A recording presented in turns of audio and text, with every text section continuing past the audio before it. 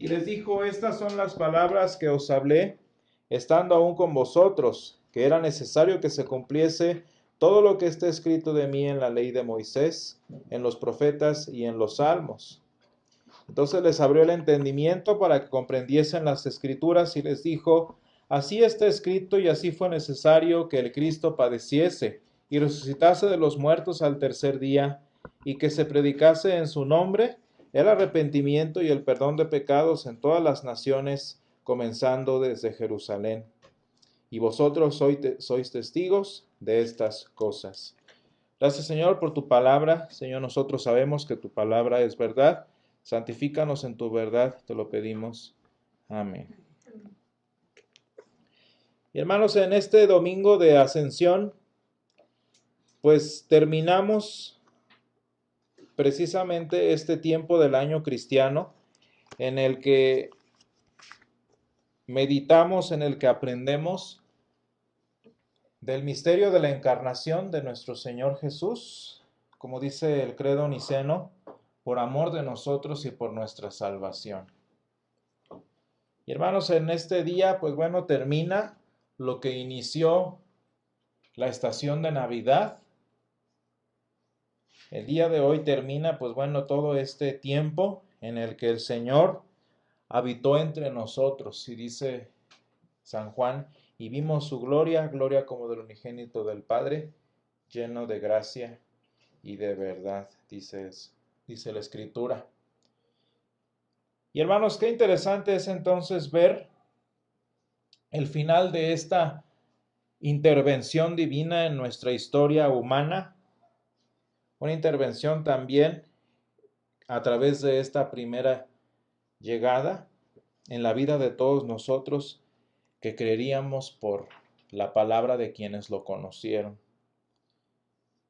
Y hermanos, qué interesante también es ver que el Señor se va, el Señor termina su obra,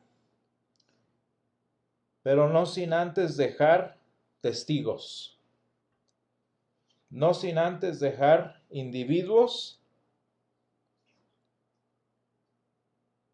que den fe, como decimos en término mexicano, que den fe de todo lo que el Señor hizo, de todo lo que el Señor consiguió por nosotros.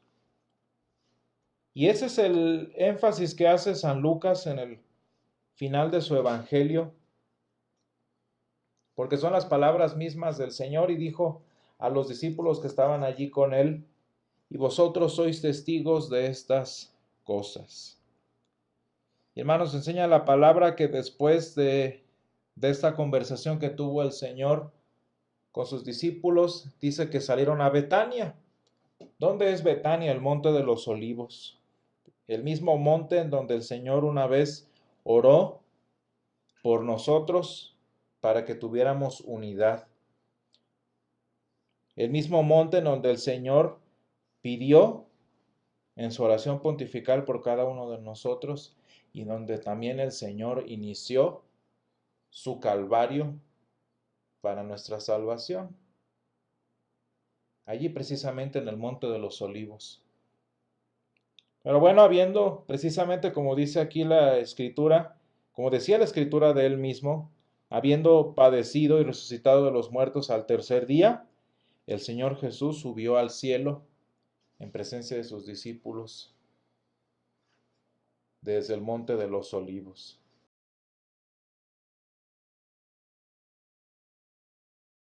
Y hermanos, cuando nosotros pensamos sobre la necesidad de que haya testigos, fíjense bien, no nada más estamos hablando de que son necesarios en este caso para probar que lo que el Señor dijo que hizo, que lo que el Señor dijo que iba a completar, fuera cierto. Los testigos en este caso no son simplemente como lo demandaba la ley de Moisés. La ley de Moisés demandaba 2 testigos por cada afirmación. Es decir, que si tú decías que algo era, debías presentar un mínimo de 2 testigos. Bueno, pero en este caso no es para simplemente corroborar lo que Jesús hizo, lo que Jesús dijo, sino hermanos, vemos aquí un testimonio necesario para los que no conocieron al Señor. Dice en el versículo 49, y vosotros sois testigos de estas cosas, y he aquí yo enviaré la promesa de mi Padre sobre vosotros. Dice, pero quedaos vosotros en la ciudad de Jerusalén hasta que seáis investidos del poder desde lo alto. Y hermanos, ¿a qué se refiere el Señor Jesús con esto? ¿A qué nos lleva San Lucas en su Evangelio? Pues lo que leemos precisamente también en la continuación de esta historia, que podríamos llamarle San Lucas B, o segunda de San Lucas, como le llegaron a llamar en cierto tiempo, en el libro de los Hechos de los Apóstoles. Y dice el versículo 8 del capítulo 1 de Hechos, pero recibiréis poder cuando haya venido sobre vosotros el Espíritu Santo, y repite aquí el Señor este tema, y me seréis testigos en Jerusalén, en toda Judea, en Samaria y hasta lo último de la tierra. Qué interesante, hermanos, es ver cómo el Señor expande la importancia del testimonio más allá de solo probar que Él estaba diciendo la verdad.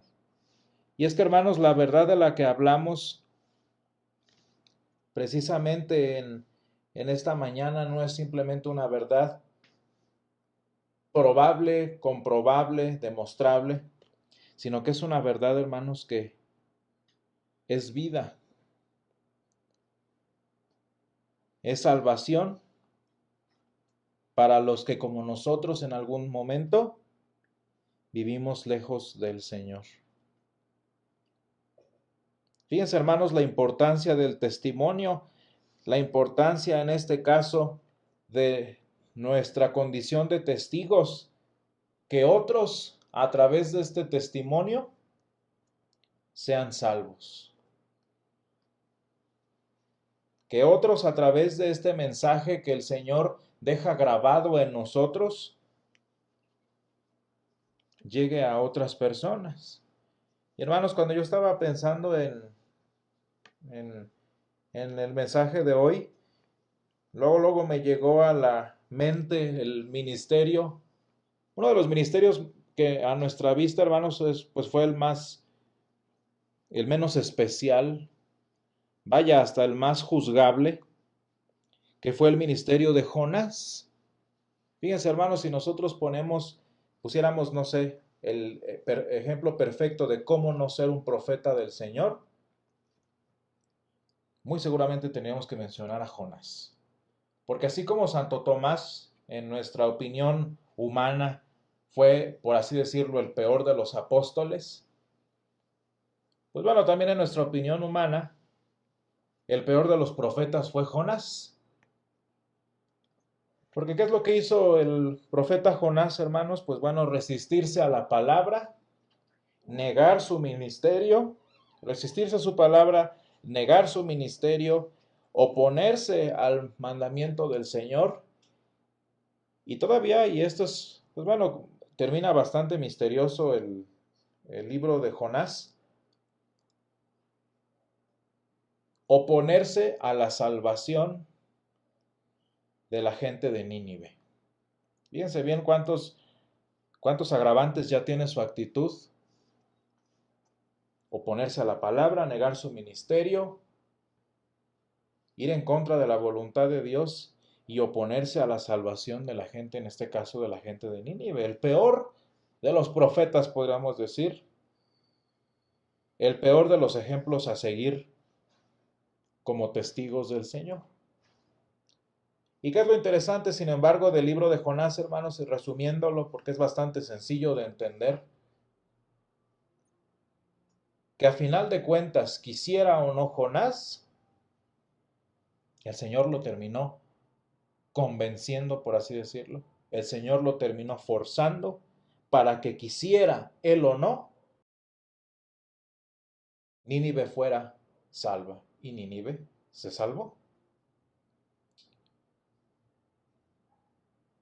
Y yo veo en nuestro carácter como testigos de este Nuevo Testamento, hermanos, pues varias similitudes entre nosotros con Jonás. Hay una muy sencilla, que precisamente lo podemos ver aquí, incluso con las mismas palabras del Señor Jesús en el versículo 46, dice, así está escrito y así fue necesario que el Cristo padeciese y resucitase de los muertos al tercer día, la muerte del Señor que termina en su resurrección. ¿Cómo aplicamos esto en la vida del creyente, hermanos? Pues fíjense ahora sí lo vergonzoso que es la vida cristiana, que a pesar de ser llamados testigos, que a pesar de ser hijos de Dios, que a pesar de ser mucho más de lo que Jonás fue, seguimos siendo lo mismo. Y a mí me gustó una expresión que a lo mejor no está eh, no es muy acertada teológicamente hablando, por así decirlo, pero sí en el pensamiento que lleva. Decía esta persona que el cristiano es tan necio, que el cristiano es tan arrogante incluso, que no dejamos que el Señor Jesús se baje de la cruz, porque apenas va bajándose habiendo perdonado nuestros pecados, cuando ya los subimos otra vez. Naturalmente, hermanos, esto es una metáfora, ¿verdad? El Señor no está en la cruz, el Señor vive y reina en el cielo, pero sí lo podemos aplicar en la necesidad nuestra del sacramento y del perdón de pecados. Porque si bien al Señor no lo subimos una y otra vez a la cruz, cómo necesitamos que nos esté perdone y perdone y perdone y perdone. Porque así es la vida humana, hermanos, así es tan grande nuestra necesidad. Fíjense, me gusta cómo dice el 46, así fue necesario, dice, así está escrito, pero no nada más estaba escrito, dice, así fue necesario. Porque hermanos, incluso en nuestro tiempo, 2000 años después, ¿cómo sigue siendo necesario que el Señor haya muerto y padecido por nosotros en la cruz? ¿Qué necesario sigue siendo que el Señor pelee contra nuestra rebelión, que el Señor luche en la cruz en contra de nuestra obstinación, de nuestra dureza de corazón, como lo hizo con Jonás?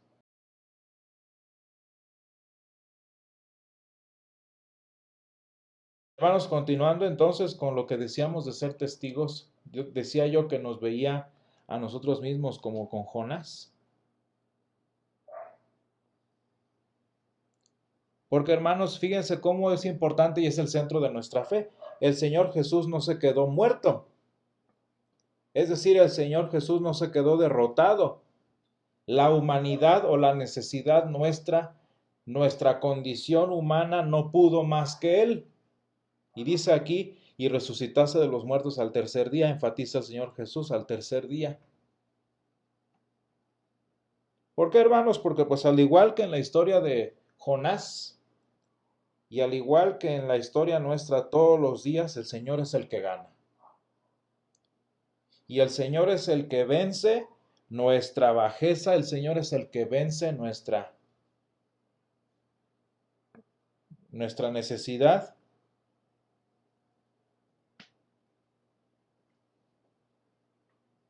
Para que habiendo derrotadonos, para que habiendo vencido Él, terminemos siendo testigos, vaya, incluso involuntarios de lo que el Señor hace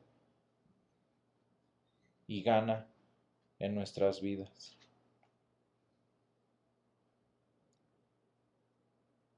Y es que, hermanos, el segundo aspecto en el que nos veo a nosotros en el ejemplo de Jonás, es que, bueno, ya decíamos este primer aspecto, ¿no? El Señor vence nuestra rebelión, el Señor nos saca de donde estamos.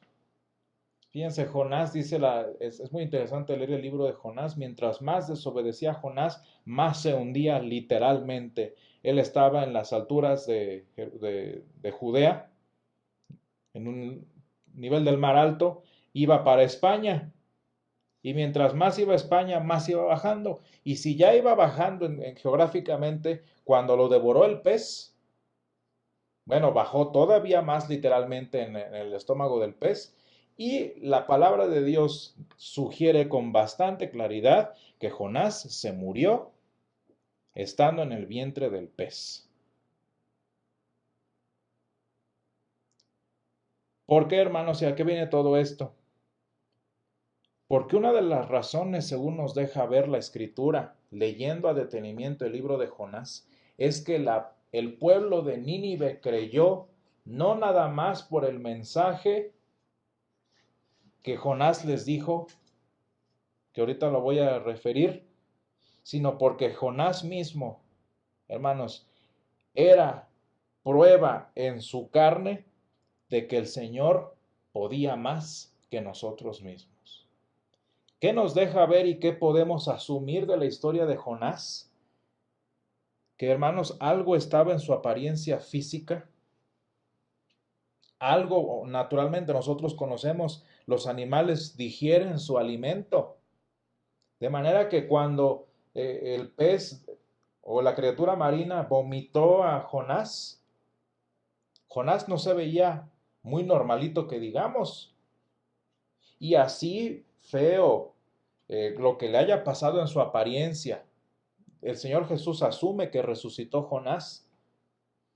Pues bueno, Jonás fue hecho un desastre a predicar la palabra de Dios, pero probando en sí mismo que el Señor había ganado y que el Señor es misericordioso, incluso con gente como Jonás. Y si el Señor había tenido la suficiente misericordia para aguantar a Jonás, tanto más la iba a tener para perdonar a Nínive. Y hermanos, es que cuando el Señor dice que somos testigos de estas cosas, no es nada más que el cristiano ha visto, se ha enterado, le han platicado de lo que el Señor hace en la vida de las personas. El cristiano no nada más es alguien que pues está enterado, está al tanto de que Dios es bueno y que para siempre es su misericordia. No, no, nada más es eso. El cristiano mismo es parte del testimonio de que el Señor es muy misericordioso, dice Santiago, que el Señor es muy bueno y misericordioso. Porque hermanos, parte de nuestro testimonio como cristianos es nosotros ser la prueba, ser parte de esa prueba de que el Señor es bueno y de que para siempre es su misericordia. De que el Señor, su muerte ha tenido resultados en nuestra inmundicia y que así como estamos de deformes, así como nos ha dejado la vida, así incluso el Señor nos ha levantado una y otra vez,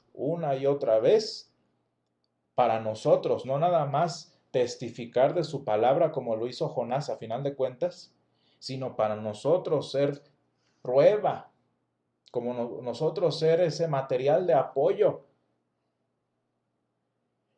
en nuestro testimonio de que Cristo padeció y resucitó de los muertos al tercer día. ¿A quiénes estaba dejando el Señor de testigos, hermanos, en ese día? A un grupo de hombres tan mayugados,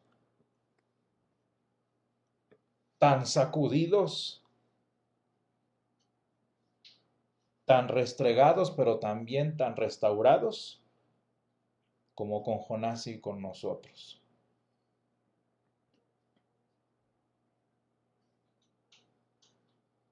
Qué interesante, el Señor no dejó, muy seguramente el Señor no dejó a los mejores testigos que pudo haber dejado.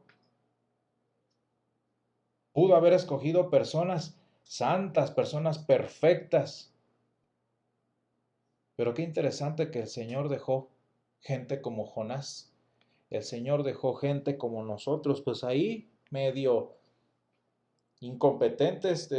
Decía uno de mis maestros cuando estudiábamos el hebreo de Jonás, que Jonás debió parecer un mutante, todo desfigurado y bueno, porque el hebreo nos refleja que la gente lo veía como con...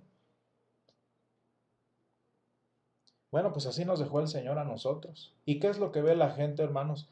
La gente no nada más ve nuestra palabra, que anunciamos que el Señor es bueno, que el Señor perdona. La gente lo que ve también es nuestra condición. La gente también ve lo que el Señor ha hecho en nuestras vidas. Y fíjense, hermanos, ¿cuál es el punto de ambas cosas? ¿Qué es lo que predicamos? ¿Qué es lo que predicó Jonás? Lo que el Señor nos dice en el versículo 47. ¿Cuál es el resumen, hermanos? ¿Cuál es el resumen de Navidad al día de hoy? ¿Cuál fue el objetivo desde el día de Navidad hasta el día de hoy, el arrepentimiento y el perdón de pecados para todas las naciones. ¿Para qué vino Jesús? ¿Para qué Él tomó nuestra condición? ¿Para qué Jesús padeció? ¿Para qué Jesús resucitó? Pues para que nosotros como cristianos, tanto en palabra como en testimonio, pudiéramos anunciar el arrepentimiento y el perdón de pecados, para que los que no lo conocieron como la gente de Nínive, para que los que no lo conocen como nuestras familias, por nuestra palabra de predicación y por nuestras propias fachas, sean salvos, como todas las personas que escucharon a los discípulos, como toda la gente de Nínive, escucharon y fueron salvos. Para eso vino Jesús. ¿No creen que el Señor Jesús pudo haber, no sé, pues muerto metafóricamente en el cielo y resucitado así muy metafóricamente en lugar de venir aquí con nosotros? No, el Señor vino para ese propósito, para aquí Él mismo morir y no nada más con su muerte conquistar la muerte, sino Él mismo padecer como nosotros habríamos de padecer. Y fíjense, hermanos, esto es lo más, bueno, lo que nos quita las palabras de la boca de todos los profetas con los que Jesús pudo compararse a sí mismo. Jesús se comparó con Jonás. Y Jesús tomó como si él fuera, no el segundo Moisés, no el segundo Abraham, vaya, el que ustedes quieran, el más genial de todos los profetas. Jesús se comparó a sí mismo con el peor de todos, porque Jesús, dice Filipenses 2, vino a ser lo peor para no nada más vencer con sus acciones a la muerte, sino él mismo ser la prueba de que se puede vencer, de que se puede salvar y de que hay salvación. Qué interesante, hermanos, que el profeta que nosotros conocimos en Jesús, que el Mesías que nosotros vimos en Jesús no fue un Jesús muy bonito, muy atractivo, fue, como decía este maestro, como un Jonás ahí todo mutante, todo deforme por los golpes, por los dolores, pero prueba él mismo de que hay salvación.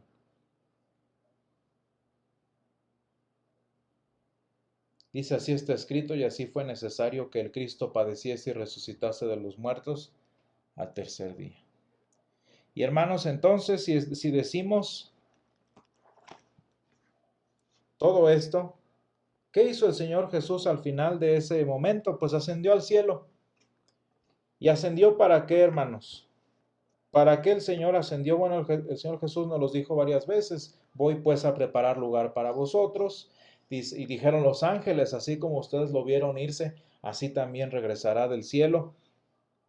Porque, hermanos, ¿cuál fue el final de Nínive?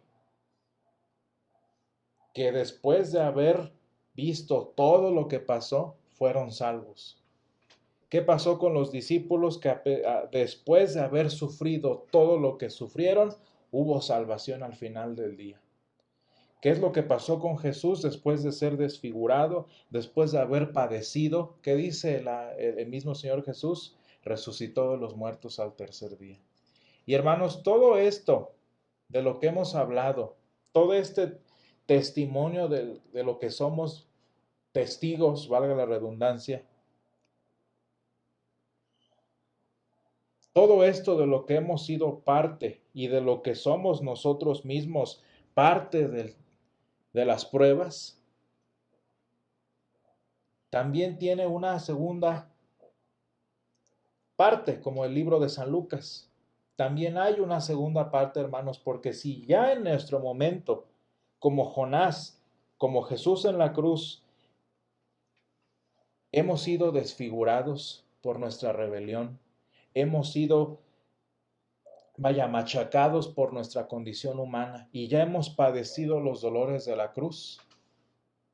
Y aún así somos testigos de lo que el Señor es y de que Él es muy misericordioso. también dice la palabra, dice el apóstol San Pablo, si somos semejantes a Él en su cruz, seremos también semejantes a Él en su resurrección. Y hermanos, cuando el Señor Jesús venga otra vez, esa ha sido su promesa, cuando el Señor Jesús venga a ponerle fin a esta nuestra desfiguración, venga a ponerle fin a nuestra humillación, venga a ponerle fin a nuestra muerte, nosotros mismos, una vez más, no solamente daremos testimonio de lo que Él ha sido y que Él es muy misericordioso, sino que nosotros en nuestro cuerpo transfigurado o resucitado, nosotros en nuestro cuerpo glorificado, seremos como Jonás otra vez, testimonio de la misericordia de Dios para con nosotros. Seremos nosotros parte de la evidencia de que el Señor es bueno y que para siempre es su misericordia. Qué interesante llamado a ser testigos tenemos, hermanos. Demos testimonio gozoso de esto, sabiendo que aquí estamos como testigos, no nada más en nuestras palabras, sino también en lo que el Señor ha hecho en nuestras vidas. Gracias, Señor, te damos por este llamamiento que tú nos diste.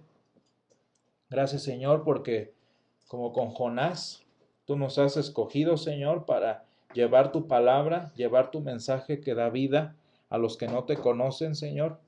Pero no nada más nos has dado este mensaje, sino que también, Señor, en las victorias que tú tienes sobre nosotros, también, Señor, en las batallas que tú ganas, Señor, sobre nuestra rebelión, sobre nuestra insensatez, Señor, tú nos permites ser testigos en carne y hueso, Señor, nos permite ser testimonios tangibles, Señor, de lo que tú eres y de que tú eres muy misericordioso, Señor.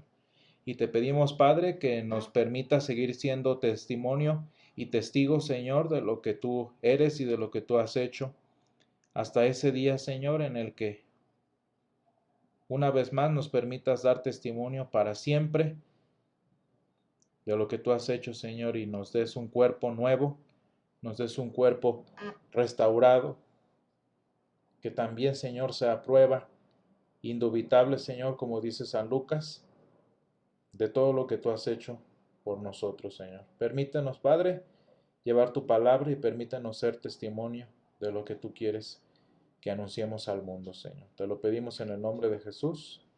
Amén.